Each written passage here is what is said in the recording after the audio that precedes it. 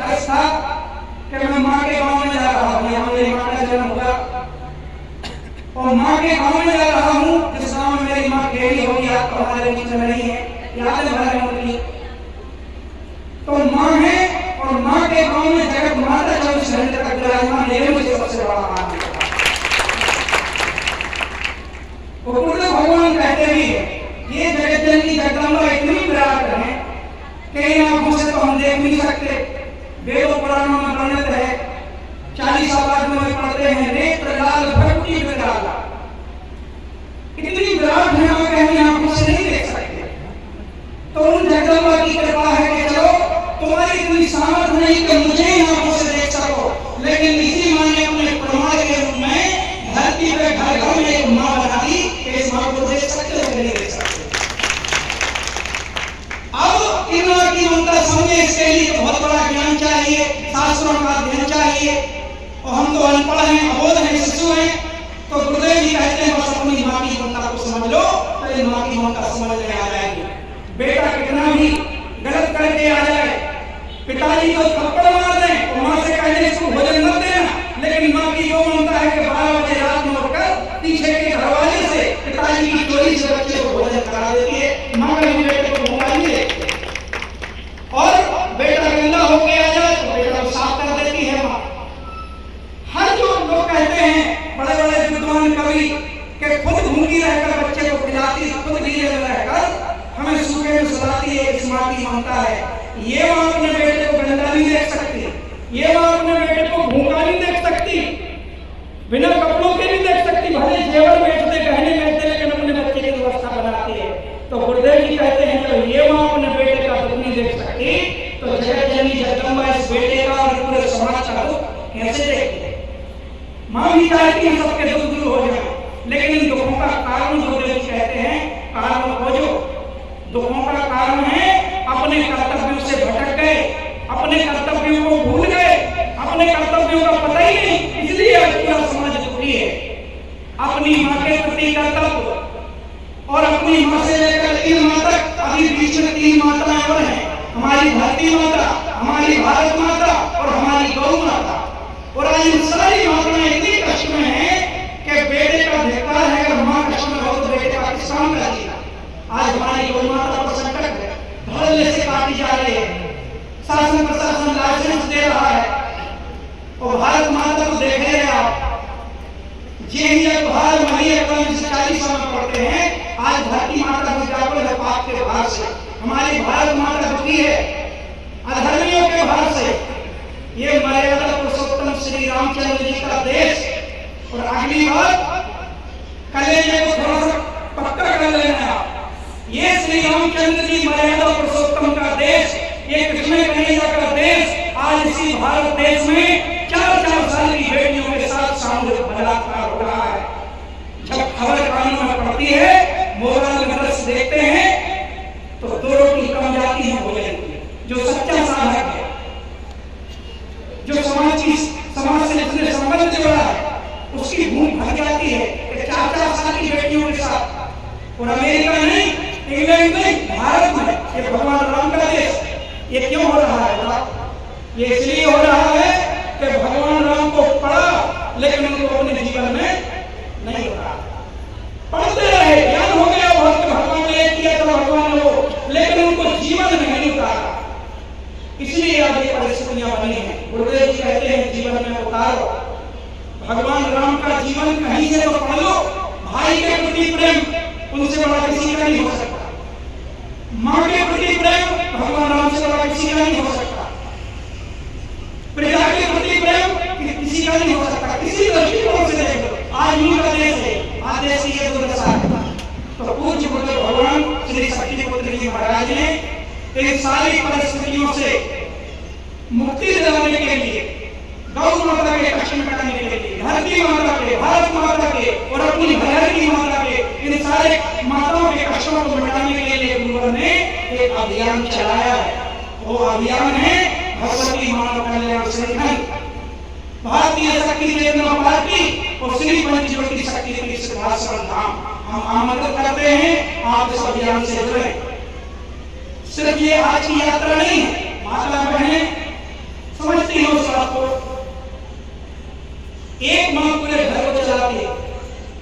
और एक माँ पूरी सृष्टि को चलाती है। अब घर में कोई विपत्ति आए तो माँ है, और पूरे संसार में विपत्ति आए तो माँ है। लेकिन बीच में हमारे कर्तव्य भी जुड़े, हमें अपने कर्तव्यों का पालन करना है। यहाँ पे अपनी समस्त माता बहनों से निवेदन है। अभी कई लोग मुझे भी रास्ते में मिले, क्योंकि इस कार्यक्रम का अच्छा प्रचार प्रसार किया गया है। 2-4 लोगों को हमने भी आमंत्रित किया, बड़े प्यारे उनके जवाब थे। बोले चलो आप चले, हम तो आए हैं, हमने हमारे घर का कार्यक्रम जरूर आएंगे। हमने कहा बुलाया सरपंच साहब ने, कभी बोले हम बुलाया आएंगे। कहने का तात्पर्य जितनी मात्रा में बैठी है कि ऐसे अवसर बार बार नहीं आएंगे। एक संकल्प लेकर आप यहाँ से जाएं। संकल्प है आप घर चलाती हैं, घर में नशा नहीं आना चाहिए, घर में कभी मांस नहीं पकना चाहिए। अगर मां के होते हुए घर में मांस पकता है, गुरुवार का सीधा सा चिंतन है, जहां मांस पकता है देवी देवता वहां से 100 की स्पीड में भागते हैं, कम स्पीड 100 की तुरंत निकल जाते हैं। क्यों रहेंगे वहां? फिर जहां मांस पकता है बुद्ध जी कहते हैं वहां भूत का वास होता है, भूतनियों का वास होता है। तो फिर करते हैं हम 5 अमावस्या और 10 अमावस्या, 5 सही आते हैं। अरे जिस घर में मां का ध्वज लगा हो वहां भूत आ जाए, और जो आ जाए वो भूत ही होगा जो बोलेगी नंबर था। तो मां की साधना करें, मां का ध्वज लगाएं, मांस घर में ना आने दें। और प्रत्येक माता में बैठी बहनियां, सबकी बेटियां हैं, ऐसी एक मां बता दे जो चाहती हो मेरी बेटी को शराबी पति मिले। चाहती है? नहीं चाहती।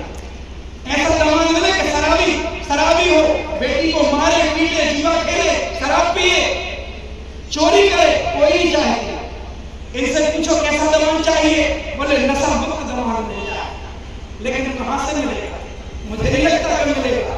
हम लोग तो रोज घूमते हैं, अभी कल जबलपुर में थे, इससे 2 दिन पहले नरसिंहपुर में थे। सभी माताओं से पूछता हूं कैसा दमान चाहिए, बोले नशा मुक्त। लेकिन मिलेगा नहीं, इसलिए नहीं मिलेगा। आज हम यहाँ आए हैं 40 किया 24 घंटे का, तो यहाँ कम से कम 10 लोग नशा छोड़ेंगे, विश्वास है। 20 लोग नशा छोड़ेंगे, नहीं छोड़ेंगे तो यहाँ की ऊर्जा लेकर जाएंगे तो 1-8 महीने में उनके अंदर ऐसी प्रेरणा आएगी कि वो नशा जरूर छोड़ेंगे। माँ की साधना निष्फल होती है। तो हम लोग 10 लोगों को नशा छुड़ाएंगे, और अभी जब ये कार्यक्रम हो जाएगा तो शाम को देखना हमारे नेता, हमारे मंत्री, हमारे विधायक, हमारे सांसद शराब के ठेकेदारों से मिलकर 10-20 पेटी शराब इस गांव में अवश्य पहुंचाएंगे। हर गांव में पहुंचाई जाती है, सिर्फ यहाँ की बात नहीं। तो हम 2 को सुधार रहे और वो 20 को सुधार रहे, तो कैसे मिले नशा मुक्त दमान? इसलिए गुरु ने बड़ा प्यारा उपाय दिया। और इसको हंसी में न लेना बात को, मैं थोड़े अलग तरीके से कहता हूँ। गांठ बांध लेना, ये 7 पुस्तकों की कल्याण याद करते रहे। एक पुस्तक नहीं, 7 पुस्तक, आने वाली 7 पीढ़ियां सुनी रहेंगी। आप चलोगे इस मार्ग पर, हमारी किसी से बुराई नहीं कि ये किसी की निंदा कर रहे। आपको नशा मुक्त दमान नहीं मिलेगा। नशा मुक्त दमान चाहिए तो संकल्प ले लो कि अब नशा मुक्त दमान मत ढूंढो। एक को सुधारेंगे 10 शराबी करेंगे। देहातों में देखो 6 बजे के बाद बेटी घर से बाहर नहीं निकल सकती, अपने ही गाँव। तो इसलिए नशा मुक्त दमान मत ढूंढो। हमारा मानना है, और इतने लोगों के सामने जगदम्बे में विराजी हैं, और जैसे आप सुन रहे थे बोले भगवान नहीं सुन रहे कि नशा मुक्त दमान मत ढूंढो। संकल्प ले लो कि अब जब अगली बार चुनाव आएगा तो हम नशा मुक्त विधायक बनाएंगे, और जिस दिन नशा मुक्त विधायक बना दिया, वचन देके जाता हूं 1000 नशा मुक्त दमान आपको बिना ढूंढे मिलेंगे। कौन चाहता है कि हमारी बेटी जिसे कलेजे का टुकड़ा कहते हैं उसे ससुराल में मारा जाए? कितनी बेटियां हैं? मतलब भैया को पता, हम लोग बैठने नहीं गए पिछले 10-15 साल की यात्रा। ये ऐसे पदाधिकारी बैठे हैं जिनके अकेले के निर्देशन में जिलाध्यक्ष थे, तो पूरे 7 तहसीलों में जो संगठन का विकास किया गया, खून पसीने से सींचा गया, और आज ये वृक्ष इतना बड़ा है जी के आशीर्वाद से। तो उन्हें पता है हम लोग कितने घरों में गए जिन बेटियों को शराब पी के जला दिया, मार दिया, कहीं पानी में डुबा दिया। ये बेटियों के साथ होता है, और ये होता रहेगा, होने वाला नहीं। ये जब तक होता रहेगा जब तक शराब जैसी बुराई समाज में है। कोई पति नहीं चाहता हो अपनी पत्नी को मारे, लेकिन जब शराब पी लेता है तो राक्षस बन जाता है, उसे होश ही नहीं रहता कि मेरे सामने बहन है कि बेटी है कि पत्नी है। तो इसलिए गुरुदेव भगवान ने बड़ा अभियान चलाया। आप लोगों से हृदय का रिश्ता गुरुदेव जी का है। कोई भी गुरुदेव जी के लिए साधारण गुरुदेव जी सबको बुलाते हैं, सबके अंदर क्षमता है, आपकी भक्ति की भावना है। इसलिए आप एक काम करो, नशे मान से मुक्त चरित्रवान जीवन जियो, इस अभियान से जुड़ जाओ। ये वोट का अभियान नहीं है, लोगों में भ्रांति फैल गई। गुरुदेव जी चाहते समाज का कल्याण कैसे हो, और समाज का कल्याण जिस रास्ते से हो रहा वो रास्ता गुरुदेव जी दे रहे। हमारे वेदों शास्त्रों पुराणों का आज अनादर हो रहा है। ये किसके कारण हो रहा? क्योंकि हम सो रहे हैं, हम शराब के नशे में मस्त हैं, हमारे ग्रंथों के साथ छेड़खानी की जा रही। कोई भी आके कुछ भी बोलता है, कोई सीता जी के लिए बोलेगा, कोई रामचंद्र जी के लिए बोलेगा, क्योंकि हम जागृत नहीं हैं, हमने अपने धर्म का पालन नहीं किया, इसलिए ऐसा हमारे धर्म के साथ हो रहा है। बताओ, मर्यादा पुरुषोत्तम कहलाते हैं श्री रामचंद्र जी। माता बहने अपने हृदय से पूछ कर देखना अभी और जब कर जाए, क्या मर्यादा पुरुषोत्तम श्री रामचंद्र जी की मर्यादा आज समाज में दिखाई देती है? नहीं दिखाई देती। मर्यादा खत्म हो गई। बाप की मर्यादा बेटा नहीं कर रहा, बहन की मर्यादा भाई नहीं कर रहा, बड़ों की मर्यादा छोटे नहीं कर रहे, और ये मर्यादा पुरुषोत्तम का देश है।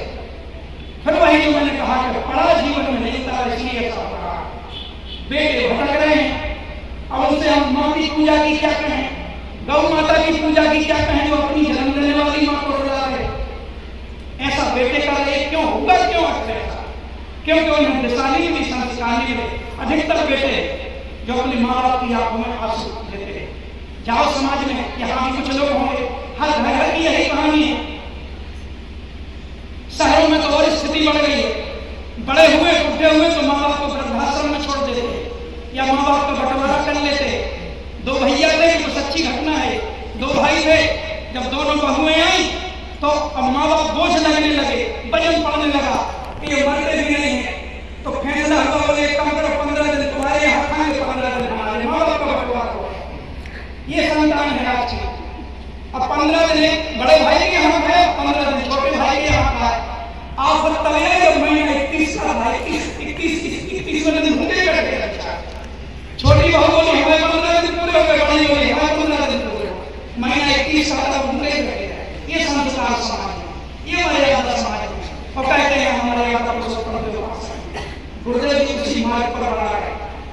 आज वचन देते हैं 99% अगर आप अपनी संतान को संगठन से जोड़ते हैं, अगर आपकी संतान गुरुदेव जी से दीक्षा प्राप्त है, तो गुरुदेव जी का कोई भी शिष्य कभी अपने माँ बाप को बुलाता नहीं है, कभी सेवा करता है।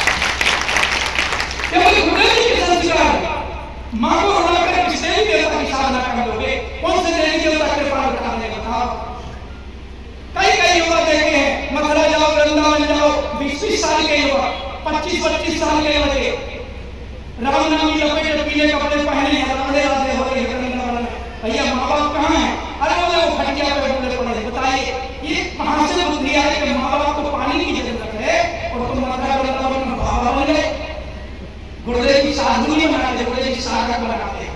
तो अपने कर्तव्यों का पालन करें, माँ बाप पर ध्यान दें, गौ माता पर ध्यान दें, बच्चों को संस्कारित करें, और इस अभियान को सफल बनाएं। प्रत्येक व्यक्ति की जिम्मेदारी है। अगर इतना न कर पाए तो समाज अभी और भटकेगा। समाज में कुछ ऐसा देखने मिलेगा आपको जो आपकी आंखें देख नहीं पाएंगे। बुजुर्गों से पूछो, वो कहते हैं वोट कली का देखना पहले नहीं होता, पहले बहुत बड़ी मर्यादा है।